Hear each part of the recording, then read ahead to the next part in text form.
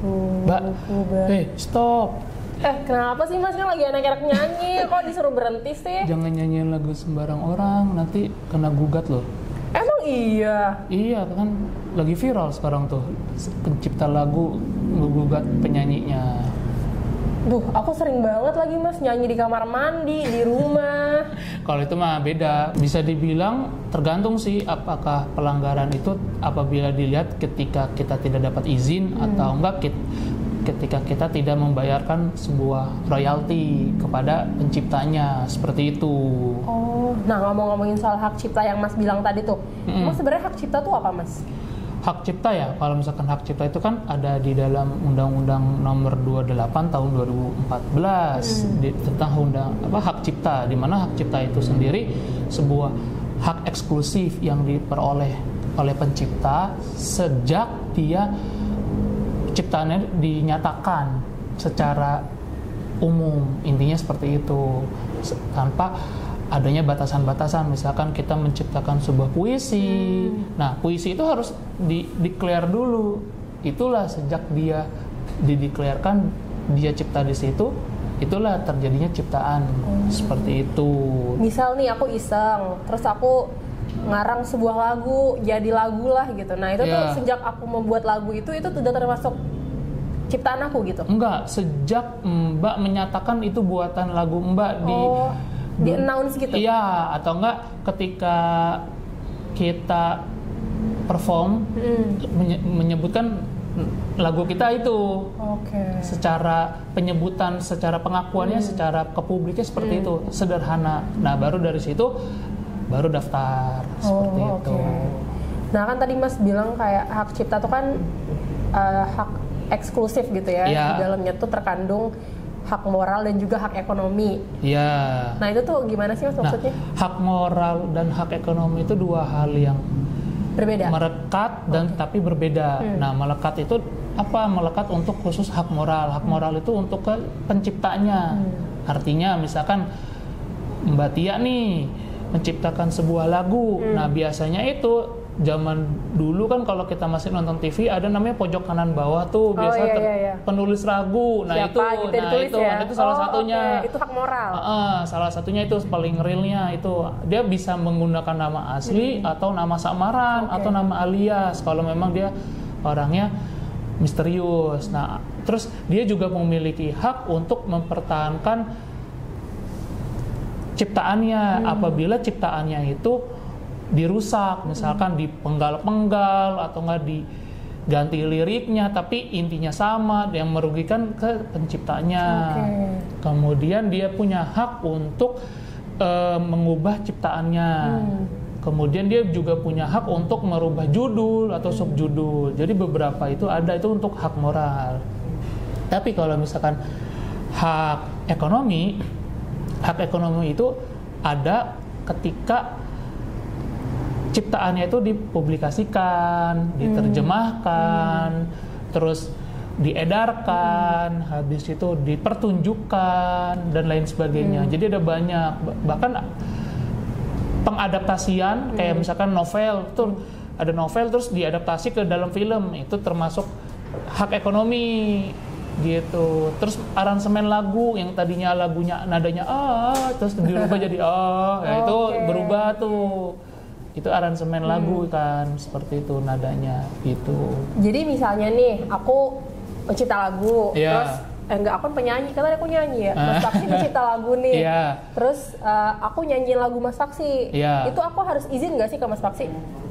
Tergantung. Kalau misalkan lagu saya udah cukup terkenal dan sudah terdaftar di suatu lembaga yang mana lembaga itu mengatur sebuah nominal rupiah yang kalau misalkan orang menyanyikan terus wajib bayar ke sana dan lembaga tersebut menyalurkan ke saya, cukup membayar royalti tanpa harus izin. Tapi kalau misalkan belum ada royalti dan lain sebagainya, ya harus izin. Nah, izin itu kan bisa secara lisan dan tertulis. Lisan juga bisa by suara tatap muka, bahkan atau bisa by voice note, kan banyak itu sekarang Seperti itu. Nah, ngomong-ngomongin soal lagu nih ya Mas, kan sekarang lagi rame banget jadi perbincangan. Jadi salah satu penyanyi menyanyikan lagu, pencipta lagu gitu ya. Nah, katanya sih dia tuh nggak meminta izin nih kepada pencipta lagunya. Jadi dia menyanyikan itu di 3 konser dan di lokasi yang berbeda. Lagunya sih satu ya, tapi di 3 konser berbeda. Terus dia digugat ke pengadilan dan hasilnya hakim mengabulkan sebagian gugatan dari si penggugat ini, si pencipta lagu. Jadi intinya dia diminta membayarlah royalti sebesar nominal ya lumayan gede lah ya, 1,5 M. Nah ini tuh menjadi perdebatan karena ya baik pencipta lagu maupun penyanyi ya punya argumen masing-masing lah ya Mas. Betul. Cuman kalau misalnya penyanyi itu tuh ngerasa yang wajib membayar royalti itu bukan penyanyi, tapi yang menyelenggarakan musik. Nah itu menurut Mas gimana nih? Sebenarnya siapa sih yang mempunyai kewajiban untuk membayarkan royalti? Apakah penyanyi atau penyelenggara gitu? Nah, kalau misalkan ditanya siapa yang punya kewajiban, kita ngomong secara normatif ya. Kalau secara normatif itu kan ada 2 ya, penyanyi maupun penyelenggara. Ya, siapa di situ berperannya? Misalkan Mbak Tia nih diundang di acara award, ya kan? Nah, Mbak kan diundang, kan ada Mbak kan diundang di acara award itu, Mbak kan sebagai performa.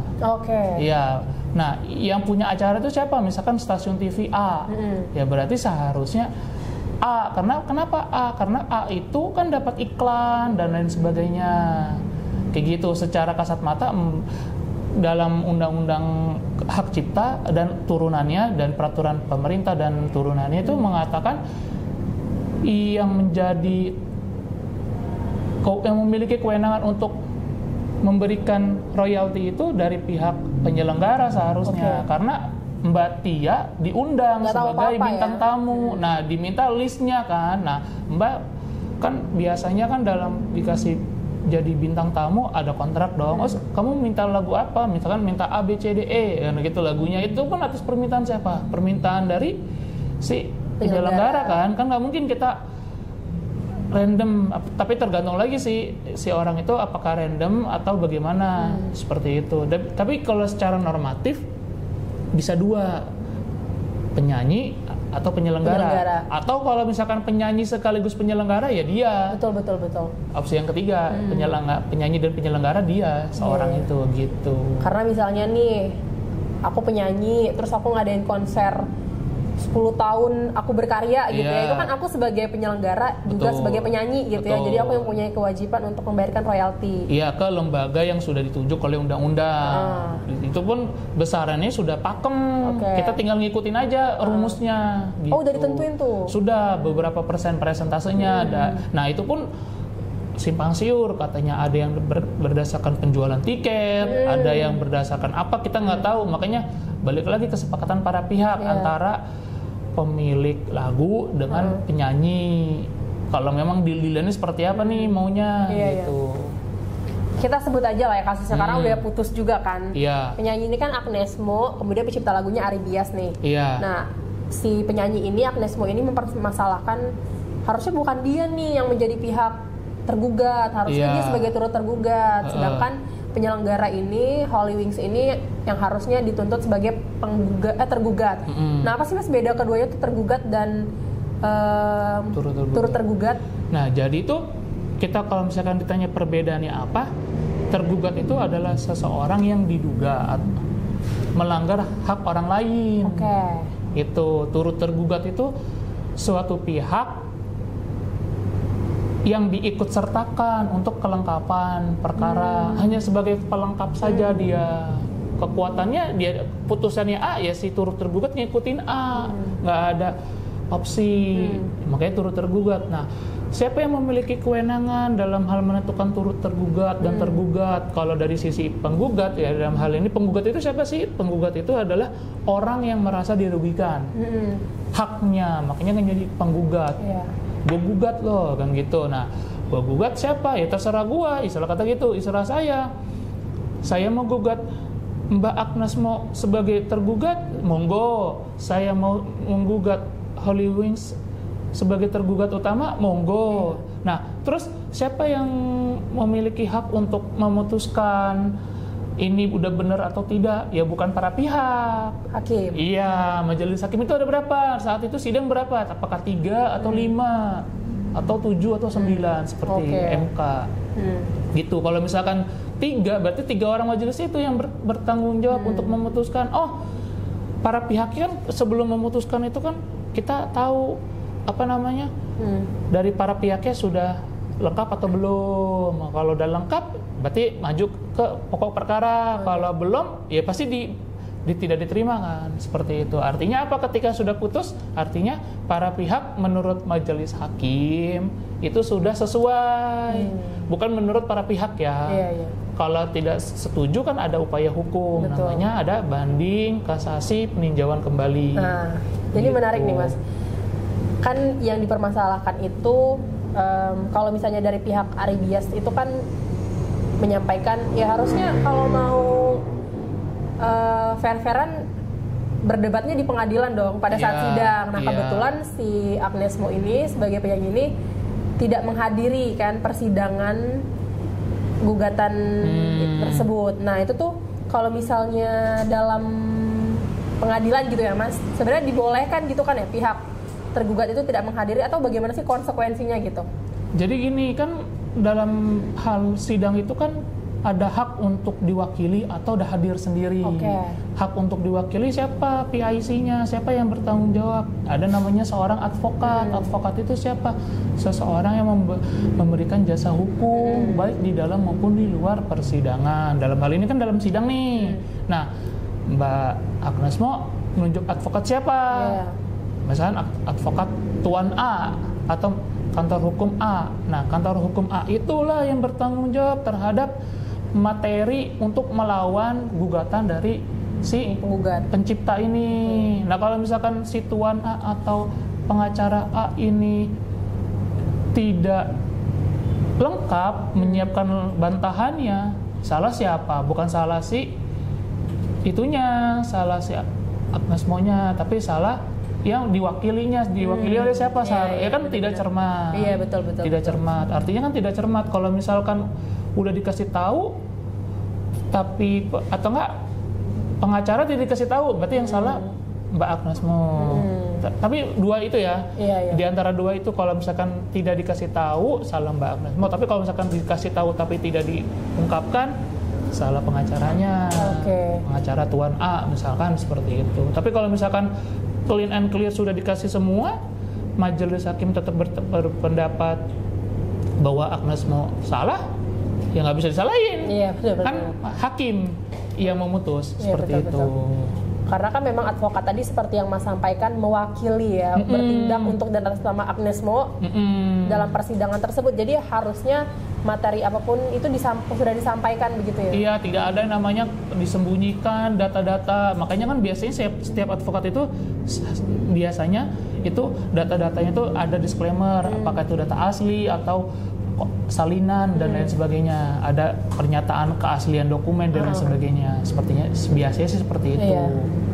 Karena memang kata pihak Ari Bias, kalau memang misalnya ada kontrak nih, katanya kan si pihak Agnes Mo membantah bahwasanya yang harus menyelesaikan pembayaran royalti itu adalah pihak penyelenggara, dalam hal ini Holy Wings, karena itu tertuang dalam kontrak. Nah, apakah hal itu tuh dimungkinkan Mas dalam sebuah kontrak? Jadi terlepas dari tadi yang kita diskusikan kan, baik bisa dari pihak penyanyi maupun pihak penyelenggara yang membayarkan royalti. Tapi kalau misalnya di dalam kontraknya sudah tertuang siapa, itu bisa gitu ya Mas? Bisa. Kan itu sebagai kuncinya. Jadi skupnya itu di dalam kontrak itu kayak kita aja didatang, kayak balik lagi kita logika sederhana. Mbak diundang untuk nyanyi. Nah, Mbak diundang untuk nyanyi itu sebagai apa? Performer kan. Bukan maunya Mbak kan, benar nggak? Nah, di dalam situ kan pasti Mbak ngajuin, biasanya ada namanya klausula bakunya kan. Ini tanda tangan ya, mau take it or leave it. Kalau nggak mau, ya gue nggak akan perform. Nah, kalau misalkan di dalam situ dikatakan bahwa ada namanya pasal atau klausul yang dikatakan saya hanya menerima honor. Ya, hanya menerima honor di luar dari biaya operasional, habis itu biaya royalti, habis itu biaya lain sebagainya. Seperti itu. Dia hanya murni berapa kamu nyanyiin lagu misalkan. Atau enggak, jangan nyanyiin lagu deh, berapa kamu sekali tampil, misalkan 100 juta misalkan kayak gitu. Ya udah 100 juta bebas ngelagu apa aja gitu. Dia cuma segitu aja. Misalnya nih Mas, di dalam klausul kontrak itu ada pasal kerahasiaan. Itu kan salah satu yang disampaikan juga kan, bahwasanya ya kami tidak bisa menyampaikan apa isi kontraknya karena ada klausul kerahasiaan. Tapi kan kalau misalnya di pengadilan kan boleh dibuka kan? Ya, yang dimaksud dengan klausul itu kan, kerahasiaan itu kan artinya dia tidak boleh memberitahukan di luar dari para pihak. Apabila untuk kepentingan pembuktian itu diizinkan. Tapi sebatas ya kan ditunjukkan, bukan ditunjukkan di dalam meja sidang. Hanya ditunjukkan, hakim pun hanya membaca, oh ini benar ada, terus pengacaranya pasti menandakan ada di pasal sekian kan gitu. Ini teknisnya. Betul. Tapi kalau misalkan ada di pasal sekian, biasanya kan para pengacara kasih foto terus ditunjuk ke kamera. Itu nggak boleh. Ya gitu. Yang kayak gitu tuh yang nggak boleh. Makanya NDA itu atau perjanjian non-disclosure itu nggak boleh untuk dikasih tahu ke siapapun, bahkan ke keluarga pun nggak boleh. Hanya boleh ke dirinya, dan kalau dia punya manajemen ya manajemen yang tahu. Betul. Bahkan manajemen pun nggak boleh kasih tahu ke orang lain. Ada tanda tangan juga kan dia, seperti itu. Kalau misalnya Agnes mau tampil itu termasuk ke dalam performing rights ya? Iya, soalnya itu masuk ke hak ekonomi, ke pertunjukan ciptaan, mempertunjukkan ciptaan. Nah, mempertunjukkan ciptaan itu kan luas banget ya. Nah, tapi kalau misalkan di dalam PP kan dijelasin secara strict ya, antara penyelenggara atau penyanyi. Nah, penyanyi itu menurut saya nih, tafsiran saya, penyanyi itu yang menyelenggarakan. Tafsiran saya. Tapi kalau misalkan tafsiran orang lain mungkin beda. Iya, karena emang beda pendapat sih Mas. Ini berbeda-beda emang pandangannya. Karena aneh kalau misalkan penyanyi tapi ada penyelenggara. Iya kan? Siapa? Iya, itu siapa? Tapi kalau misalkan tafsiran saya secara pribadi itu mungkin penyanyi yang menyelenggarakan.